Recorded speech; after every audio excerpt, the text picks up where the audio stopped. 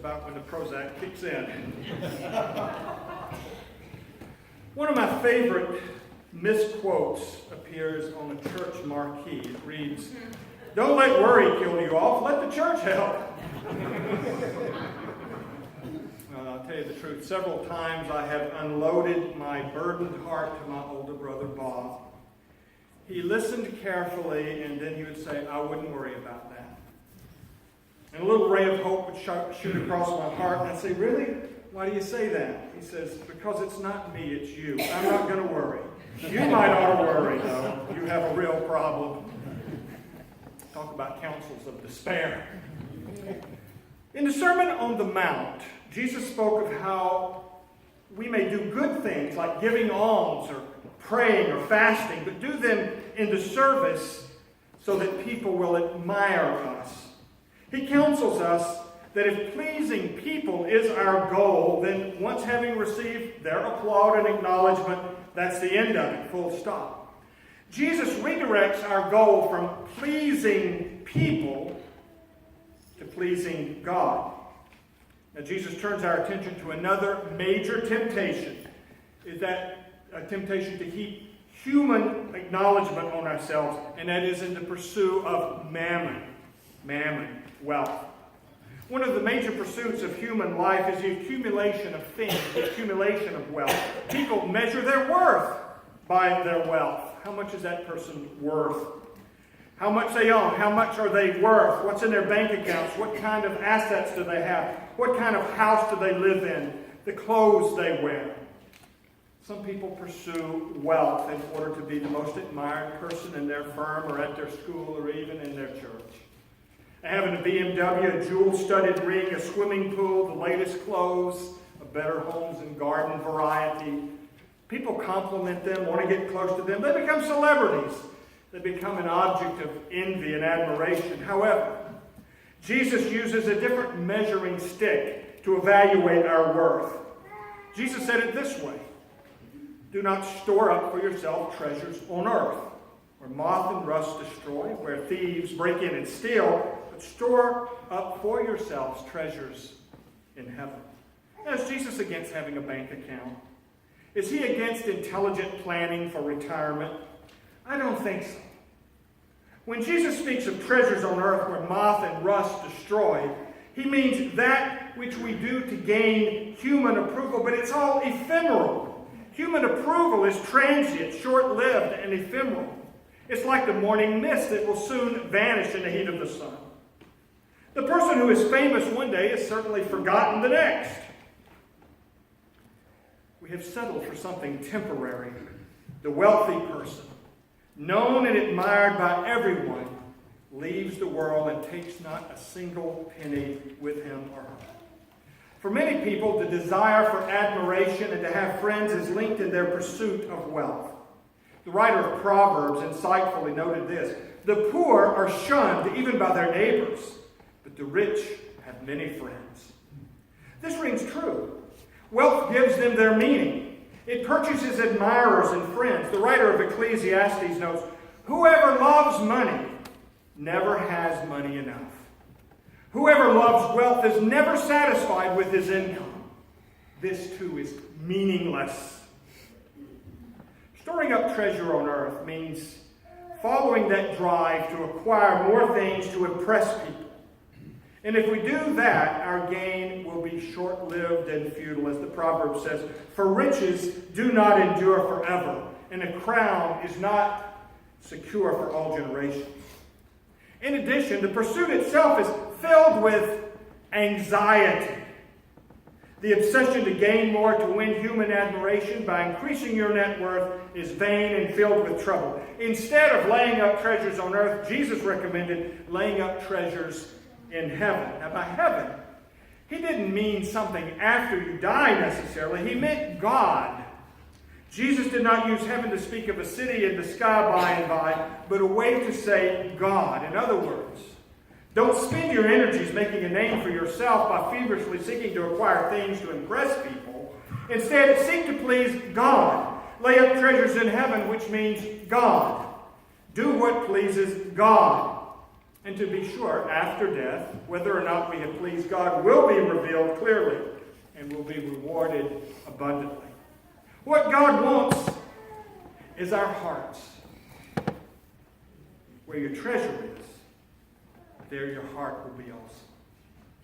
Now, Jesus spoke of mammon, if you read the King James, the older translation. The NIV and the CEB translated the word mammon as money or wealth. Mammon is an Aramaic word, just means riches, money or wealth in whatever form it comes. It may not have to be dollars and cents. Jesus spoke of wealth as though it takes on personality. He spoke of it as though it's a rival God, one that calls for the same kind of loyalty and devotion and service that the true God demands of us. He said, no one can serve two masters. He will hate one and love the other. He'll be devoted to one and despise the other. You cannot serve God and money. Now, according to Jesus, we will serve either God or money. Jesus made this an either-or proposition. He contrasted the difference in these two ways of loyalty and put them in bold relief. You will love or hate. You will have devotion or you will despise. Now, we often try to blunt this stark contrast. How can I serve both? I think I can do it. Surely Jesus exaggerates. Can't we have our cake and eat it too? Sure, it's hard, but with enough mental effort and a little discipline, I could be a good church goer, pray before meals, read the Bible occasionally, read through my upper room devotional guide, give a token to the church. It helps in tax time, by the way. Can't I still pursue mammon with the zeal required of me as a respectable person? After all, I have bills to pay, house payments to make, school fees coming up. I have to help kids get through college or retirement, which I must plan carefully. Social Security will hardly cover what I need. And these are all very real concerns. So we wince at Jesus' words and often dismiss them as unrealistic and out of touch with the very real world in which we live. We do our best to serve God and mammon. We play a balancing act, offering God maybe 3%, 5%, or if we're committed to tithing, 10% and a trip to church every week. However, Monday through Friday belongs to the firm, the pursuit of mammon. Saturday is family time and personal time, and some people even bleed it over and choose to make Sunday also family time and personal time. Pastor, I can pray just as well on the golf course as at church. And it's true, you can. They don't do it very much, and I've heard God invoked, on golf courses, but it's not usually in a good way. Usually a slice to the left. But, however, Jesus did not say that it's difficult to serve both God and mammon. He said you can't do it. That's why often we quit listening to Jesus on matters like that. We can't easily fit him into our life world. He challenges our basic loyalties. Jesus provokes the question, what does commitment to Jesus do to all of our other commitments? Because we have many. And this brings me to a point that money is a spiritual issue. Nothing reveals a person's spiritual commitment and real faith as does the matter of how they treat money. The pursuit of money drives people. People spend their energies and waste their health to get money. And the pursuit of money depletes many people's vital forces. Money gives value to things and even value to persons. Someone shared with the group some time ago that they come from a family that obsessed with money and wealth. Their family members judged everything by the dollar. What profession did they choose? Was it lucrative enough? The obsession with gain leads parents to push their kids to school so they can get in a good school and get a good job, and it almost takes on demonic qualities, which we notice especially when Steph and I served in Taiwan. Children couldn't even play. They were always doing something so that they would get the good job, get into good school, excel, and get into best schools and have a great job. They didn't have time to play. All in the pursuit of mammon. Paul wrote, for the love of money is the root of all kinds of evil. Some people eager for money have wandered from the faith and pierced themselves with many griefs. Wars usually are fought over wealth. Families break apart as one observes what happens when a deceased person leaves behind an inheritance for the living to sort out. Families that sort of got along now begin to haggle over some part of the will that wasn't clear. This process all too often destroys relationships. Divorces get nasty and become bitter control over wealth, bitter contest for control over wealth. Did anybody see the movie Blood Diamond? No. The pursuit of wealth in the form of diamonds and minerals exponentially increased human misery, as we saw so graphically portrayed in the chilling tale from Sierra Leone. And by the way, one of our members is from Sierra Leone, and that is Wanda Scott Campbell, who was in the wheelchair. She moved to Princeton, called me this morning. She said, I really want to come to church on Easter Sunday morning. It's just so expensive to get the bus there. So I'm going to see what we can do. If anybody would like to help me out, let me know. Because she really misses our church. Human beings created money as a means of exchange, and then we take it as a measure to value everything.